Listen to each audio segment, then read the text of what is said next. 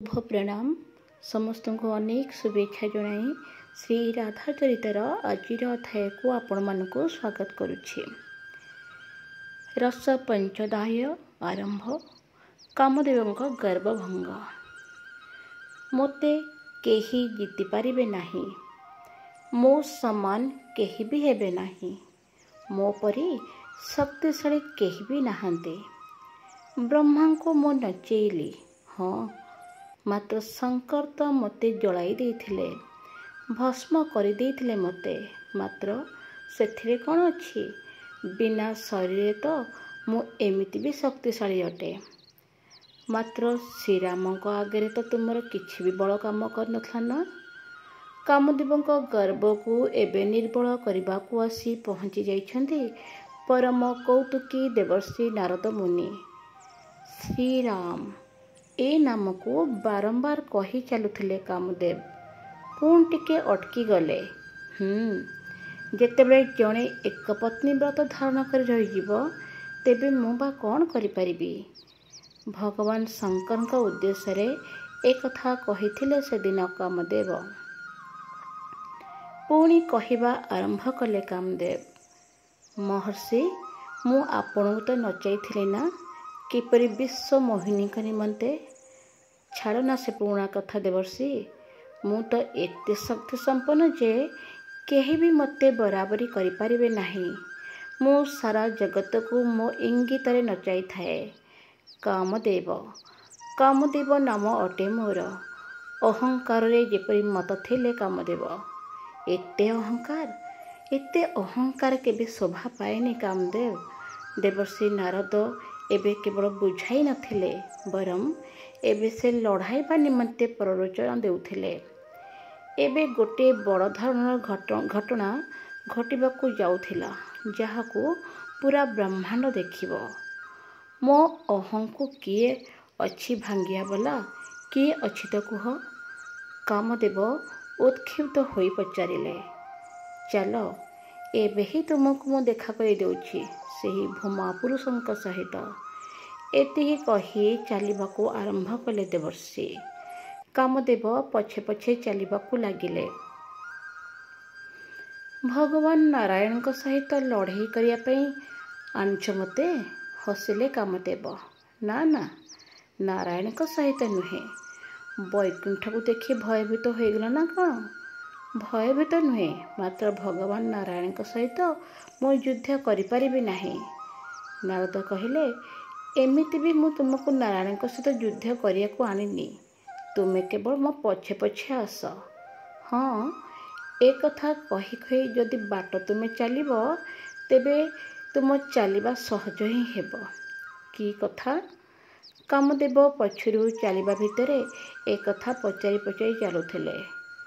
ए कथा कि तुमे केबे नर आउ नारायण मध्यरे युद्ध रे सामिल होइछ कि? एठारे कहिदेवाकू चाहे, नर आउ नारायण ऋषि होइछन्ति भगवान विष्णुଙ୍କ यमज ऋषि अवतार, जे कि धर्म आउ मूर्तिଙ୍କ यमज संतान अटन्ति। हाँ नर आउ नारायण दुई जण तपस्या करुथिले बद्रीनाथ रे। बास भूलले मु लड़िया पई चली जाइथिले। पुणी आगको कौन हैला आउ हेबार कौन थिला? नर आउ नारायण तपर लीन थिले। मो समस्त शक्ति प्रयोग करि सारथिले। बड़ बड़ अप्सरी मानक मध्य नचाइथिले, मात्र सेमानक उपरे किछि भी प्रभाव पड़नथिला। परे भगवान नारायण जेतेबेले नेत्र खोलिले हसिले से एवं अति प्रेम रे निज जंघ को टिके हल्का घसी दियंते तो सेही जंघरु एक अत्यंत सुंदरी उर्वशी अप्सरा प्रकट होइथिले। सेही अप्सरांक नाम थिला उर्वशी। प्रकट करिके कहिले, तुम पाखरे कौन एपरि अप्सरा अछंती? मु कौन आउ कहिबी देवर्षि, मु तो हतबाक होई रहीगली। जहाँक जंघ जदि एपरि अप्सरा सृष्टि होई पारछंती ते मु बा कौन तांग पाखरे। एबे नारद नेई चलिले कामदेव को आउ गोटे लोक को। देख आमे आसीगले एठाकू, ଏ କେଉଁ ଲୋକ ଅଟେ? କାମଦେବ ପଚାରିଥିଲେ। ଏହା ଗୋଲୋକ ଅଟେ। କାମଦେବ ଏ ଲୋକକୁ ବହୁତ ଧ୍ୟାନରେ ଦେଖୁଥିଲେ। ହଁ ମଦନ, ଏହା ହିଁ ଗୋଲୋକ ଅଟେ। ଚାଲ, ମୁଁ ଏବେ ତୁମକୁ ଗୋଲୋକ ବିହାରୀଙ୍କ ସହିତ ମିଳାଇ ଦେଉଛି। କାମଦେବ ଚାରିଆଡ଼କୁ ଦେଖି ଚକିତ ହୋଇଯାଉଥିଲେ। ଜୟ ହେଉ ଶ୍ରୀ ମୁରଲୀ ମନୋହରଙ୍କର, ଜୟ ହେଉ ଶ୍ରୀ ଗୋଲୋକ ବିହାରୀ ସରକାରଙ୍କର। ଦିବ୍ୟ ସିଂହାସନ ଥିଲା। ସେହି ସିଂହାସନ ଉପରେ ମୟୂର ମୁକୁଟ ଧାରଣ କରି ମନ୍ଦ ମନ୍ଦ ହାସ୍ୟ ସହିତ ବଂଶୀ ଧରି ପୀତାମ୍ବର ପିନ୍ଧି ବସିଥିଲେ ଶ୍ରୀ ଶ୍ୟାମସୁନ୍ଦର। ଦେବଶ୍ରୀ ସାଷ୍ଟାଙ୍ଗ ପ୍ରଣାମ କରିଥିଲେ।